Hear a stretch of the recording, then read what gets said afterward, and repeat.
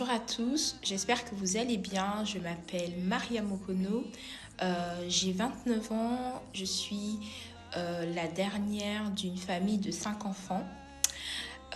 Donc voilà, je vais vous raconter un peu ma petite histoire, mon petit parcours scolaire et académique. Pourquoi j'ai choisi ce métier? Donc étant enfant, en tout cas dès ma plus jeune enfance, euh, j'avais une tante qui était sage-femme. Et cette tante, qui résidait au Congo-Brazzaville, avait souvent des consultations à domicile. Mais encore, donc elle nous avait appris à tous dans la maison de savoir mesurer la tension artérielle. Donc de ce fait, moi j'étais petite à l'école, j'avais que 4 ans et je mesurais la tension artérielle à ma tante. Donc dès qu'elle rentrait le soir, elle m'appelait: Marie, Marie, viens me mesurer la tension artérielle. Donc je le faisais de manière automatique et donc ça s'est imprégné en moi et j'appréciais beaucoup en tout cas voir ce qu'elle faisait, voir ce qu'elle apportait aux autres parce qu'elle était connue dans le quartier. Et donc ça a mis quelque chose, une lueur en moi. Arrivée à l'âge de 7 ans en France, et donc j'ai suivi un parcours scolaire tout à fait classique, hein, avec des hauts et des bas, mais surtout beaucoup de difficultés avec l'école. Donc j'avais beaucoup de lacunes, chose que mes parents ne comprenaient pas. Et comme vous le savez tous, le niveau de scolarité entre l'Afrique et l'Europe est toujours diffère un peu. Donc j'ai dû m'adapter et avec un papa qui mettait aussi beaucoup de pression à l'école, mais c'était de la pression positive, hein. Donc parce qu'il y a la pression négative et la pression positive, mais pour sa part c'était la pression positive. Il croyait en moi malgré en tout cas les difficultés que je rencontrais à l'école, et il le faisait savoir à mes maîtresses, même à mon directeur de l'école primaire. Il disait que ma fille va réussir.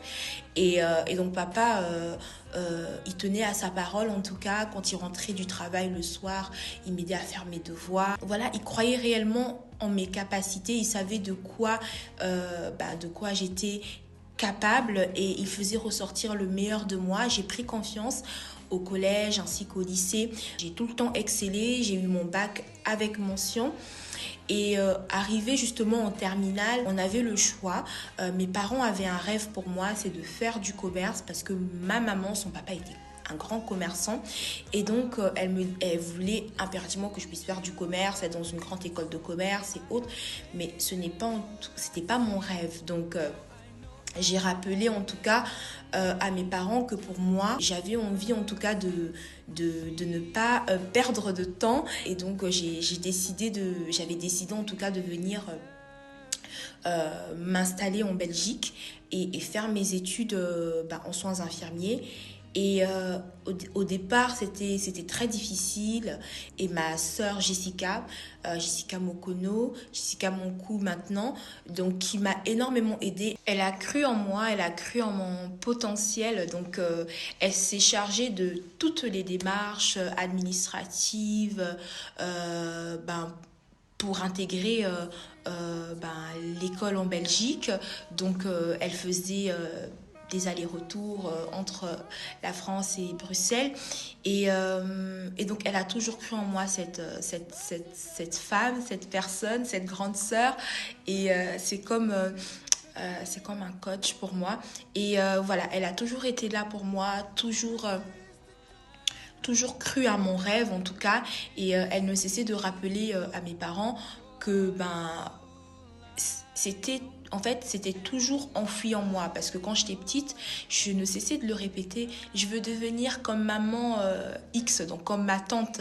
Et donc les gens le prenaient à la rigolade, et Jessica s'en est souvenue, et elle a dit: regardez, votre enfant, depuis qu'elle est toute petite, depuis qu'elle a 4 ans, 5 ans, elle ne cesse de le répéter, croyez en elle, croyez en tout cas à la grâce la grâce de Dieu en fait. Dieu va faire, Dieu va l'aider, Dieu va la protéger.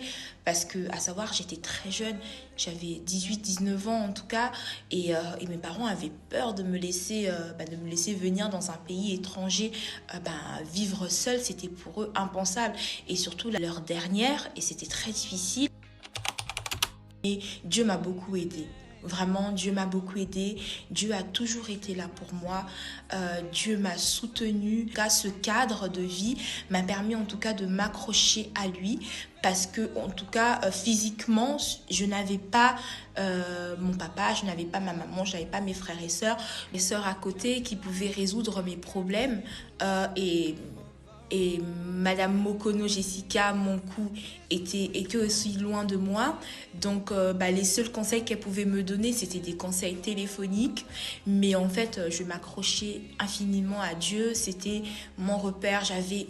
Quand j'avais une difficulté à l'école, je m'agenouillais dans ma chambre, je priais. Quand j'avais une contrainte ou que je n'en pouvais plus, je me retournais vers Dieu et j'ai toujours fait cela. Et par la suite, j'ai été diplômée.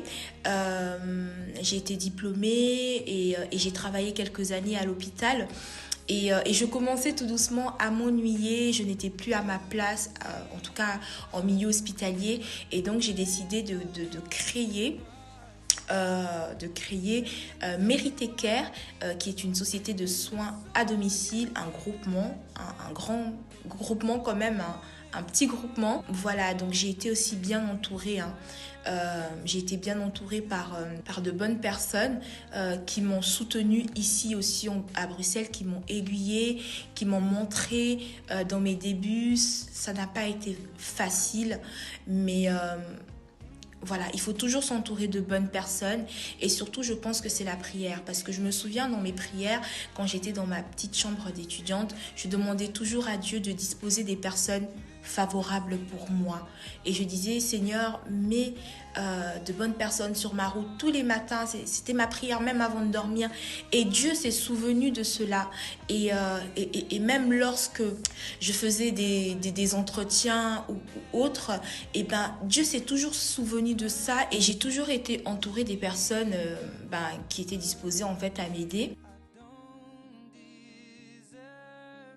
Le conseil que je pourrais vous donner, en tout cas, c'est de croire en vous, croire en votre potentiel et surtout, faites aussi votre travail avec beaucoup de professionnalisme, avec beaucoup de rigueur et aussi beaucoup d'amour parce que j'aime mon travail, j'aime ce que je fais, je suis épanouie dans ce que je fais.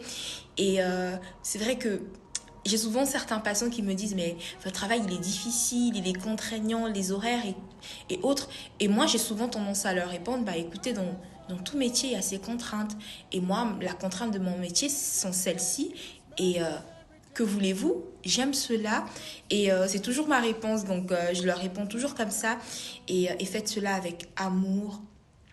Remettez toujours votre activité entre les mains du Seigneur. Et en tout cas, c'est très important. Moi, c'est mon rythme de vie, c'est mon quotidien et c'est ce que je continue à prôner. Et voilà. Donc, je vous souhaite en tout cas une bonne journée, que Dieu vous bénisse et portez-vous bien. À la fois prochaine, Maria.